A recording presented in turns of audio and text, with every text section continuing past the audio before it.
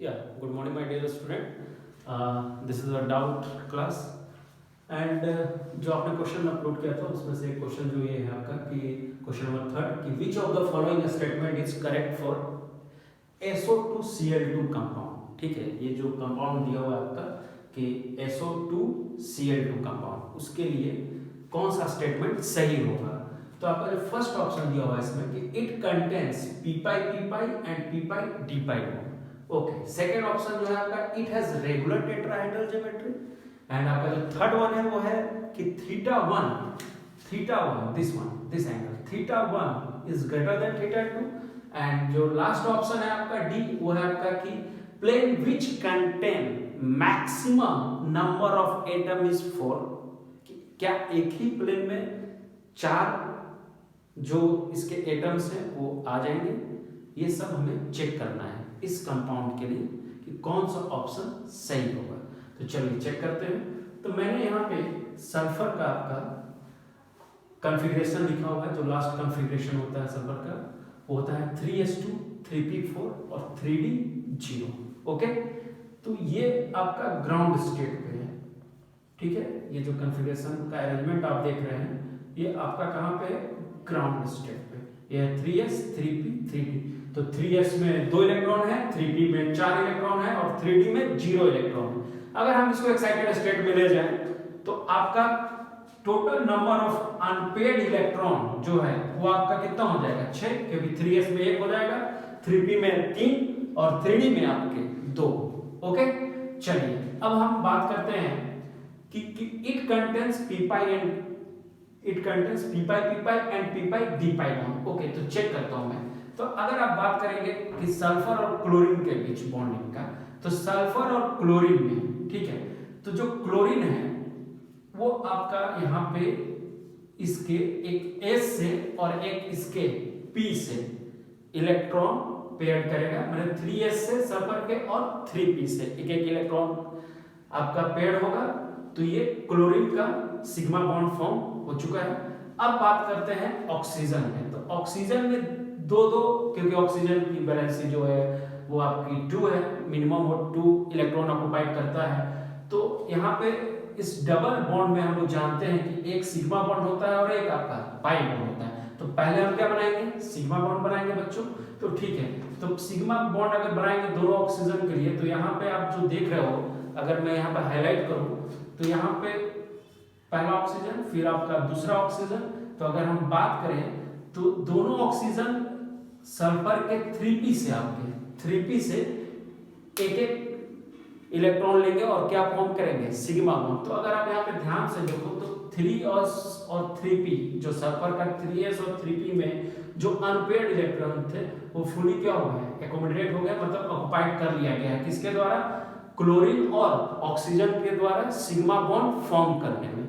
ठीक है, तो अब जो इलेक्ट्रॉन बचा हुआ है सल्फर के पास वो कहाँ बचा हुआ है, आपके 3d में। तो जो पाई बॉन्ड का फॉर्मेशन होगा, जो पाई बॉन्ड बचा हुआ है अभी फॉर्म करने के लिए, जो कि दोनों ऑक्सीजन के लिए, वो सल्फर के किस में होगा, 3d में। तो इसका मतलब है कि जो दोनों ऑक्सीजन है वो पाई बॉन्ड क्या फॉर्म करेंगे, ऑक्सीजन तो अपना p ऑर्बिटल ले जाएगा, बट सल्फर का कौन सा ऑर्बिटल इन्वॉल्व रहेगा, d। तो इसका मतलब है कि जो पाई बॉन्ड फॉर्म होगा दोनों ऑक्सीजन का वो कौन से ऑर्बिटल का होगा, p पाई और d पाई, ना ही कि p पाई, क्योंकि जो p वाला सल्फर का जो इलेक्ट्रॉन था वो तो सिग्मा बॉन्ड बनाने में पूरी तरह ऑक्युपाइड हो गया है। तो जो इलेक्ट्रॉन सल्फर का बचा हुआ है पाई बॉन्ड फॉर्म करने के लिए वो कहाँ पे बचा हुआ है, सिर्फ 3d में। तो इसी कारण से जो पाई बॉन्ड का फॉर्मेशन है, दोनों पाई बॉन्ड का फॉर्मेशन वो सल्फर के किस इलेक्ट्रॉन से हो रहा है, d से। तो इसका मतलब है कि जो दोनों पाई बॉन्ड फॉर्म हो गए वो सिर्फ किससे हो गए, p पाई और d पाई से, ऑक्सीजन का p और सल्फर का d। तो ये इसका मतलब है कि ये जो स्टेटमेंट है आपका फर्स्ट कि it contains p pi and p pi d पाई, ये आपका क्या है, गलत है। अब अगला जो कि it has regular tetrahedral geometry. अगर आप स्ट्रक्चर को देखें तो स्ट्रक्चर आपका क्या है, सल्फर का जो कंपाउंड दिया गया है सल्फर के साथ SO2Cl2 वो कुछ इस तरह से है। तो हम लोग जानते हैं कि रेगुलर टेट्राहेड्रल अगर ज्योमेट्री की बात करें तो मैं एक अगर एग्जांपल लूं, मैं इसको यहाँ पर रब करता हूं, अगर मैं एक एग्जांपल लूं रेगुलर टेट्राहेड्रल के लिए, तो हम लोग जानते हैं CH4 मीथेन है। तो आप देखो इसका जो स्ट्रक्चर है ना वो रेगुलर टेट्राहाइड्रल है। कारण है कि इसके जो एटम है, ये जो एटम है सारे क्या है, सेम है। प्लस में यहाँ पे डबल बॉन्ड कैरेक्टर किसी में भी नहीं है। बट यहाँ पे आप देखो एटम भी डिफरेंट है और प्लस में क्या आपका डबल बॉन्ड कैरेक्टर है, उसके चलते रिपल्सन भी आएगा। इस कारण से कभी भी इसका रेगुलर टेट्राहाइड्रल ज्योमेट्री नहीं होने वाला है आपका। तो इस कारण से ये बी ऑप्शन भी आपका क्या हो जाएगा, गलत हो जाएगा। अब बात करते हैं एंगल का कि θ1 इज ग्रेटर देन θ2। तो अगर आप यहाँ पे ध्यान दो तो ये जो बॉन्ड एंगल है θ1 वो किसके किसके बीच है, ऑक्सीजन और आपका क्या है सल्फर और फिर क्या है ऑक्सीजन। एंड θ2 जो है वो किसके बीच है, क्लोरीन और आपका क्या है सल्फर और क्या है क्लोरीन, इनके बीच में। तो अब जो ये जो θ1 जो बॉन्ड एंगल है यहाँ पे आप देखोगे डबल बॉन्ड कैरेक्टर है। तो हम लोग जानते हैं कि डबल बॉन्ड कैरेक्टर जब आता है तो रिपल्सन ज्यादा होता है। तो अगर रिपल्सन ज्यादा होगा तो ऑफ कोर्स रिपेल करेगा एक दूसरे को मॉलिक्यूल। अगर ये एक दूसरे को रिपेल कर रहे हैं तो ऑफ कोर्स ये आपका दूर हटेगा ना, तो दूर हटेगा तो बॉन्ड एंगल क्या होगा, बढ़ेगा। तो ऑफ कोर्स बॉन्ड एंगल इसके चलते क्या हो जाता है, बढ़ जाता है। बट यहाँ पे तो ऐसा नहीं है, यहाँ पे कारण क्या है क्योंकि वहां पे सिंगल बॉन्ड कैरेक्टर है। तो इस कारण से θ1 इज ग्रेटर देन क्या हो जाएगा θ2 के कारण है double bond character oxygen oxygen के बीच, ठीक है। इस कारण से बेटा अब आते हैं आपके डी ऑप्शन में, जो आपका क्या है कि plane which contain maximum number of atom is 4, ठीक है।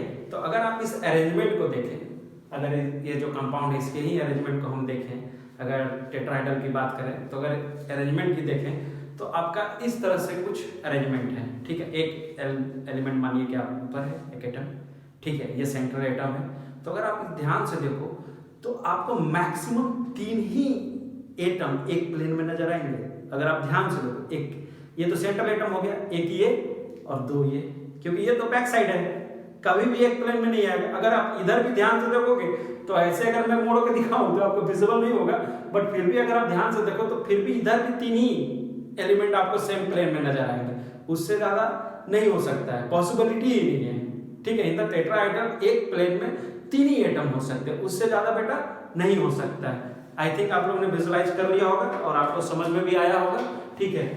इसमें जो करेक्ट ऑप्शन है वो आपका 3rd है। और नेक्स्ट कमिंग क्वेश्चन पे हम लोग आते हैं। Okay, thank you.